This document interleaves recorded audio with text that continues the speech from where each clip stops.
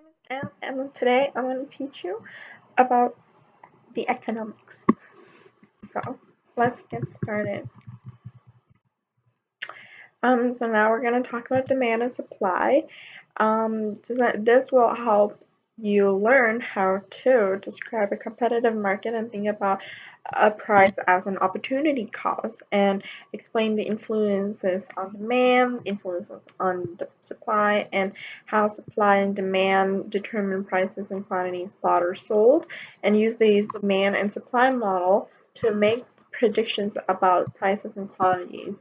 So a market is any arrangement that enables buyers and sellers to get information and do business with each other.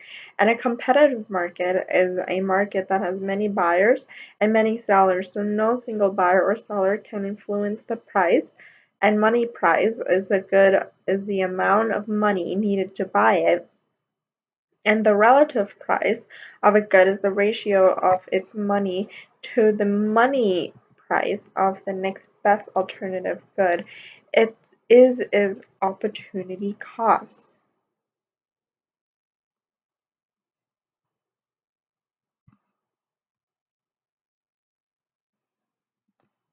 Awesome. So let's talk about demand now. If you demand something, then that means you want it, you can afford it, and you have definite plan to buy it. And wants are unlimited desires and wishes people have for goods and services, and this demand reflects a decision about which ones to satisfy. The quantity demanded of a good or service is the amount of that consumer plan to buy during a particular period of time or at a particular price.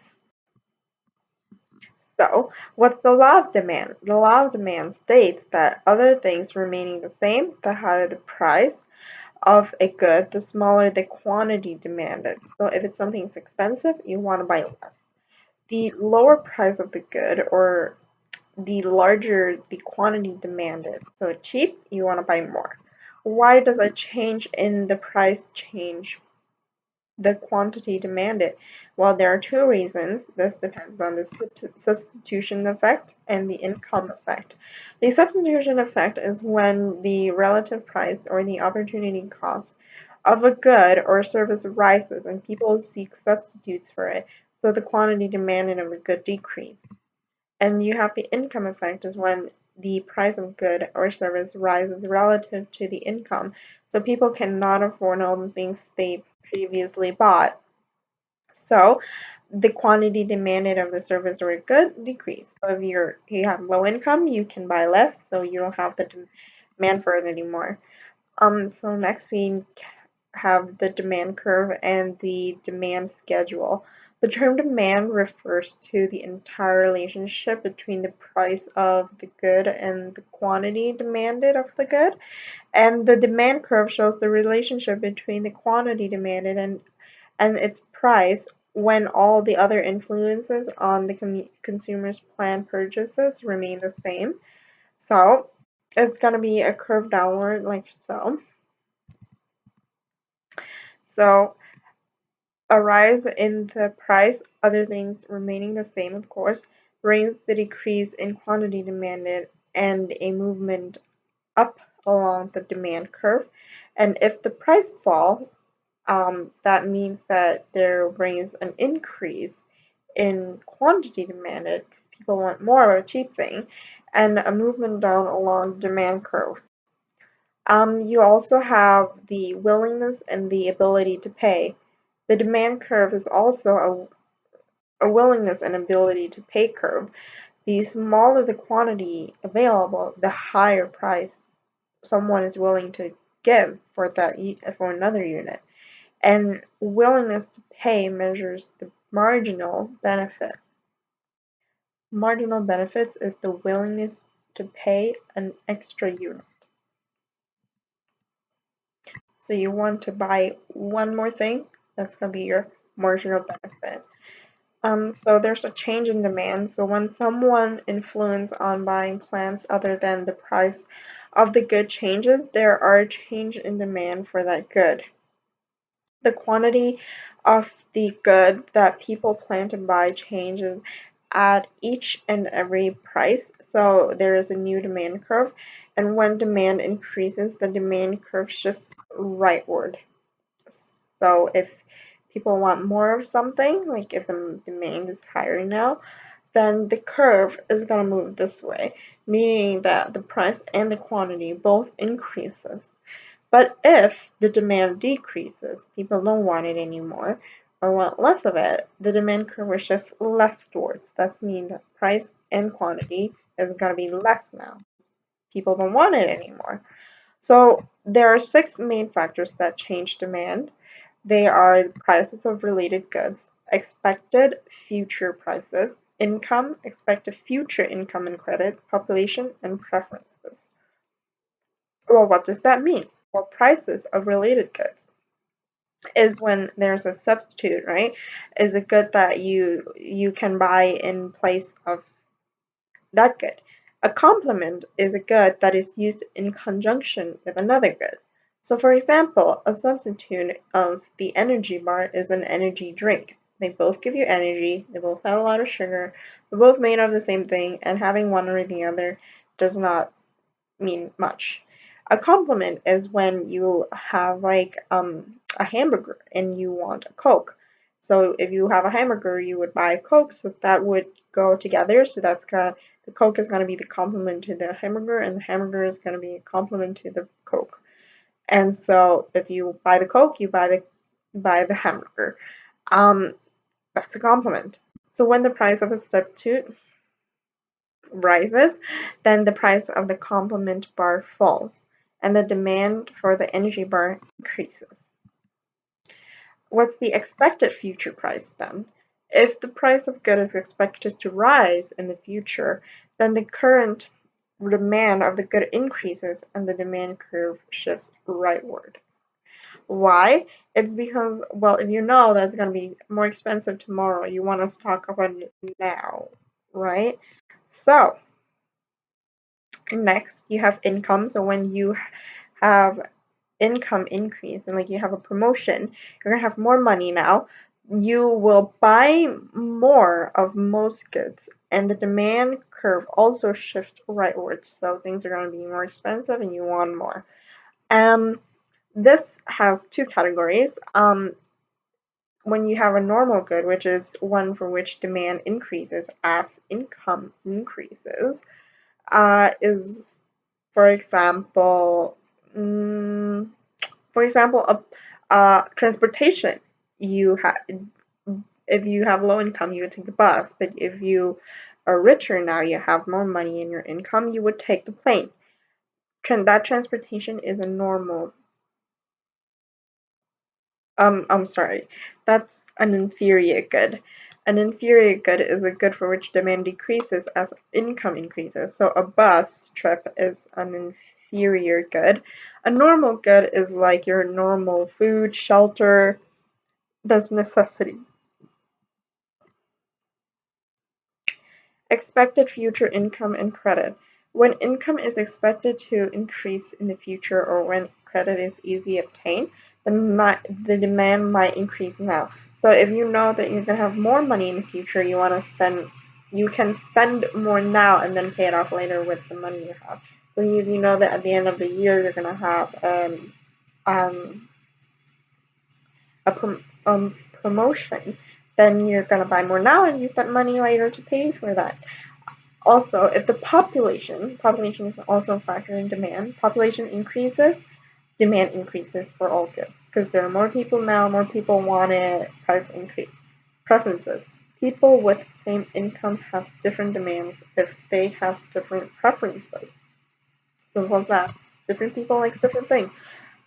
So an increase in income increases the demand for energy bars and shifts the curve rightward, right? Decreasing demand will shift it leftward. And if there is a decrease in quantity demanded, it's going to go up the curve, meaning that the price is going to be higher and there's going to be less quantity. And if there's an increase in quantity demanded, it's going to move rightward. on the curve, and that's going to be the increase in quantity demanded. So now we're going to talk about supply. If a firm supplies a good and service, then the firm has 1. The resources and the technology to produce it, 2. Can profit from producing it, 3. Has made a definite plan to produce and sell it. Simple, common sense. Resources and technology determine what is possible to produce. Supply reflects a decision about which technologically feasible items to produce.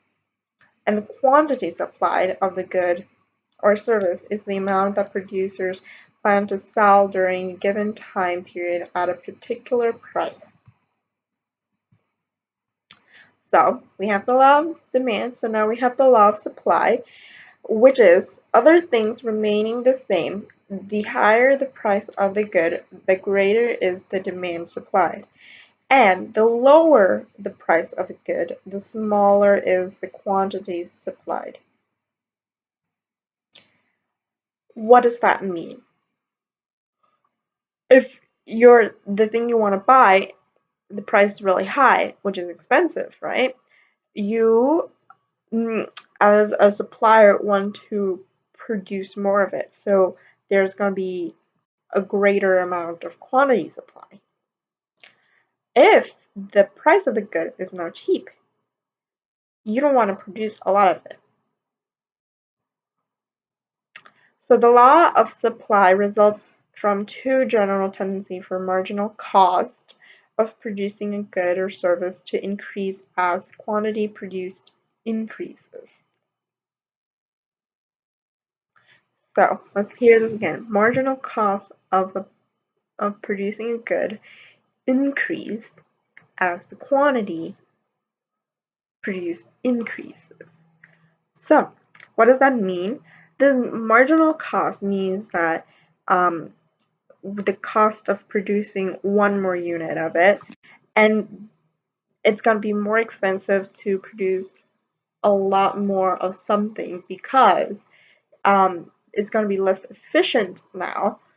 You're producing way too much, and you might not have the workers or the best technologies to produce all of it. So for example, if people really want cheese now, and usually there's only 100 professionals that make cheese, and since that we want cheese like 200 and more now, and we have to gather workers from other factories and other sectors, like we need to gather like Coke factory workers to make cheese.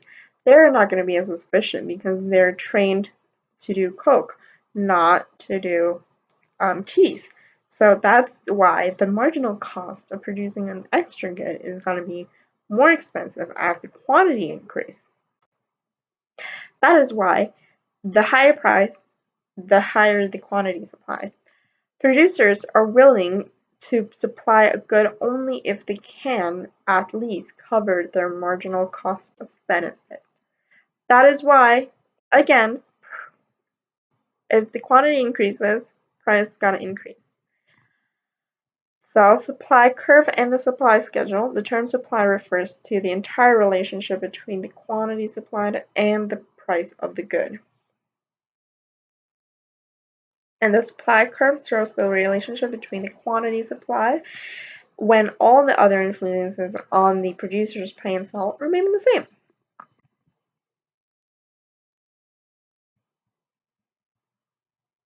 So what's the minimum supply price? The supply curve is also the minimum supply price curve. As the quantity produced increases, marginal cost increases. The lowest price at which someone is willing to sell an additional unit rises. This lowest price is the marginal cost.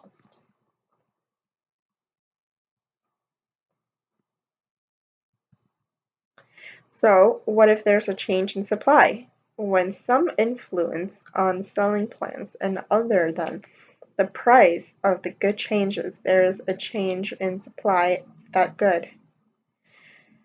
The quantity of the good that producers plan to sell changes at each and every price.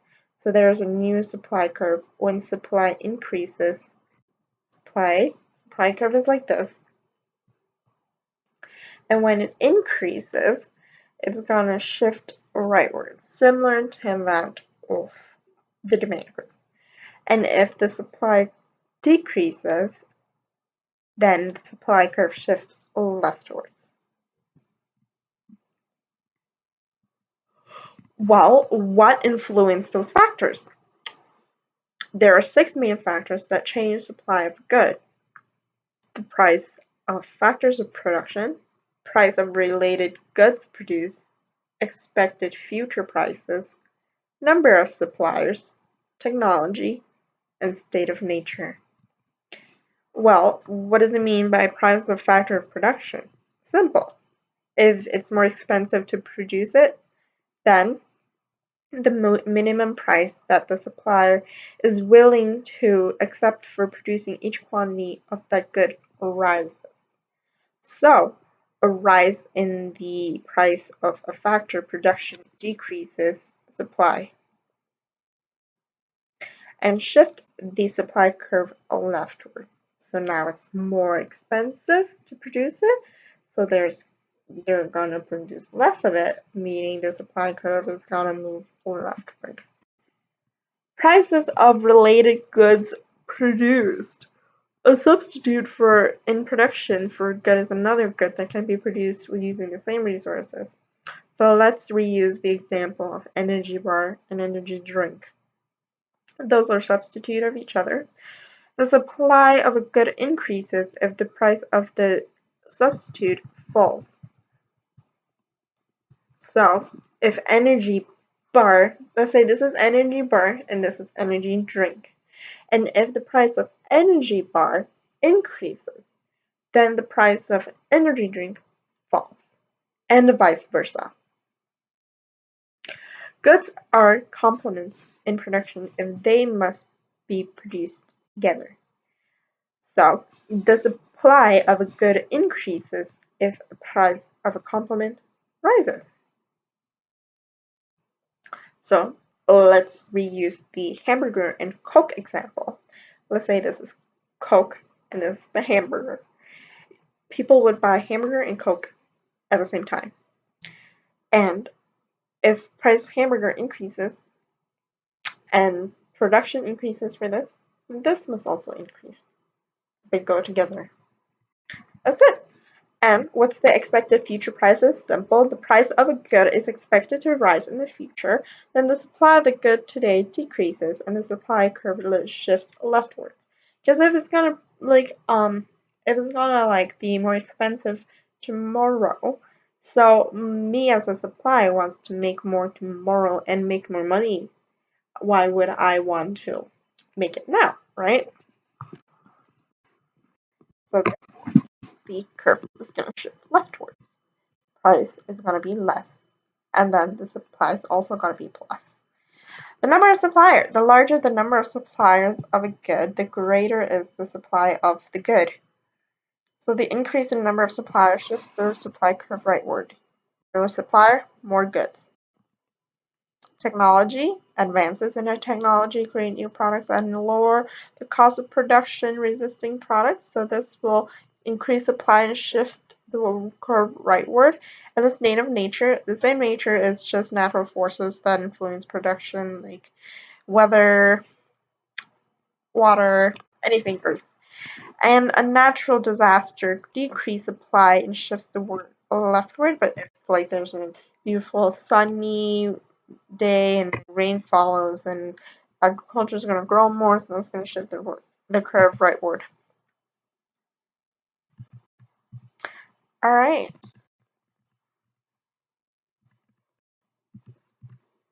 So movement along the supply curve. This is the supply curve. If there's an increase in quantity supplied, the price gotta increase, so it's gonna move up along the curve. And if there's a decrease in the quantity supplied, then it's gonna move down, less supply and less cheaper price.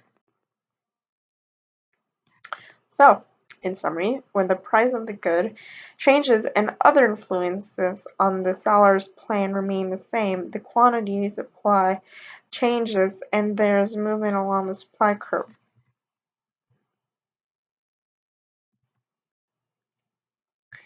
Okay, the market equilibrium. This is very important. Equilibrium is a situation where the opposing force balances each other, and equilibrium in a market occurs when the price balances the plans of the buyers or the seller. Equilibrium price is the price at which quantity demanded equals the quantity supplied. So supply and demand equals each other. The equilibrium quantity is the quantity bought and sold at the equilibrium price. The price regulates buying and selling plans. Price adjusts when plans don't match. So that basically just means you have the supply curve, you have the demand curve, and they cross. The point in which they intersect is your equilibrium point, and that is gonna give you the equilibrium price and equilibrium quantity. Simple. And since this part up here is gonna be the surplus, and this part down here is gonna be the shortage.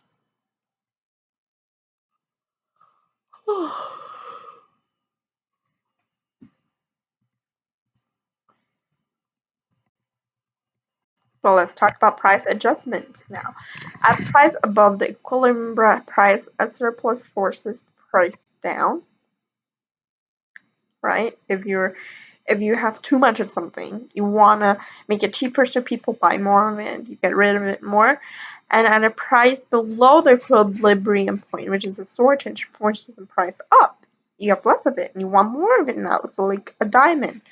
At the equilibrium price, buyers' plans and sellers' plans agree and the price doesn't change until an event changes, demand and supply.